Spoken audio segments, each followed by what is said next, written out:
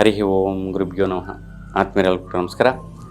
ಆತ್ಮೀಯರೇ, ನಾವೀಗ ನವಂಬರ್ ತಿಂಗಳಲ್ಲಿ ಕುಂಭರಾಶಿಯವರಿಗೆ ಈ ಒಂದು ತಿಂಗಳ ರಾಶಿ ಭವಿಷ್ಯ ಹೇಗಿದೆ ಅಂತ ತಿಳಿಯೋಣ.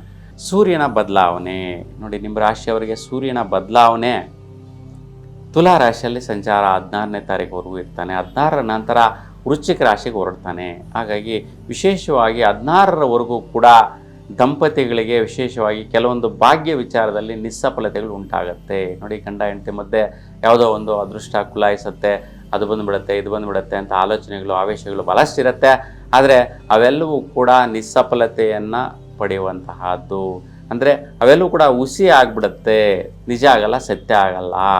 ಹಾಗಾಗಿ ಆ ಒಂದು ವಿಚಾರದಲ್ಲಿ ಕೈ ಬಿಡುವಂತಹದ್ದು. ಸೊ ಆ ಒಂದು ಆಲೋಚನೆಯಿಂದ ತುಂಬ ಆಶಯಗಳನ್ನ ಇಟ್ಕೊಂಡಿರ್ತಕ್ಕಂಥ ಅವೆಲ್ಲ ಕೂಡ ನಿಸ್ಸಫಲನ ಹೊಂದುವಂತಹದ್ದಿರುತ್ತೆ. ಹಾಗಾಗಿ ನೀವು ಒಂದು ಸೂರ್ಯನ ಒಂದು ದೋಷ ಪ್ರಭಾವದಿಂದ ಈ ರೀತಿ ವೈಪರೀತ್ಯ ಬರುತ್ತೆ. ಅದಕ್ಕೆ ಸೂರ್ಯಗ್ರಹ ದೋಷ ಪರಿಹಾರ ಮಾಡಿಕೊಂಡ್ರೆ ಈ ಒಂದು ವೈಪರೀತ್ಯ ನಿವಾರಣೆ ಆಗುತ್ತೆ. ಇನ್ನು 16ರ ನಂತರ ಸೂರ್ಯ ಬದಲಾವಣೆ ಆಗ್ತಾನೆ, ವೃಶ್ಚಿಕ ರಾಶಿಗೆ ಹೊರಡ್ತಾನೆ. ಹಾಗಾಗಿ ಈ ಒಂದು ದಂಪತಿಗಳಿಗೆ ಈ ಒಂದು ರೀತಿಯ ವೈಪರೀತ್ಯಗಳಿದ್ದರೂ ಸಹ 16ರ ನಂತರ ಸೂರ್ಯನ ಒಂದು ಪ್ರಭಾವ ಚೇಂಜಸ್ ಆಗುವಂತಹದ್ರಿಂದ ಕೆಲಸದಲ್ಲಿ, ಕಾರ್ಯದಲ್ಲಿ ಚೇಂಜಸ್ಸನ್ನು ತರುತ್ತೆ. ನೋಡಿ, ಸೂರ್ಯ ಒಂದೊಂದು ರಾಶಿಯಲ್ಲಿ ಒಂದೊಂದು ತಿಂಗಳಿರ್ತಕ್ಕಂತಹದ್ದು.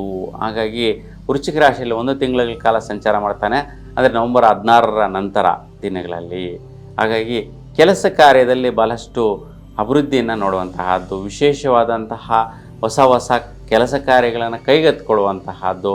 ಈ ರೀತಿ ಮನೆಯಲ್ಲಿ ದಂಪತಿಗಳು ಡಿಸ್ಕಸ್ ಮಾಡ್ತಾನೆ, ಏನೋ ಒಂದು ಹೊಸದಾಗಿ ಕಾರ್ಯಕ್ರಮವನ್ನು ಸ್ಟಾರ್ಟ್ ಮಾಡಬೇಕು, ಕೆಲಸವನ್ನು ಪ್ರಾರಂಭಿಸಬೇಕು, ಆ ವಿಚಾರದಲ್ಲಿ ಮುಂದುವರ್ಸೋಣ ಅನ್ನುವಂತಹ ಒಂದು ವಿಚಾರ, ಹೊಸದಾಗಿ ಒಂದು ಕ್ರಿಯೇಟಿವಿಟಿ ಆಗುವಂತಹದ್ದು, ಬದಲಾವಣೆಯನ್ನು ಪ್ಲ್ಯಾನ್ ಮಾಡ್ಕೊಳ್ಳುವಂತಹದ್ದು ನಡೆಯುತ್ತೆ.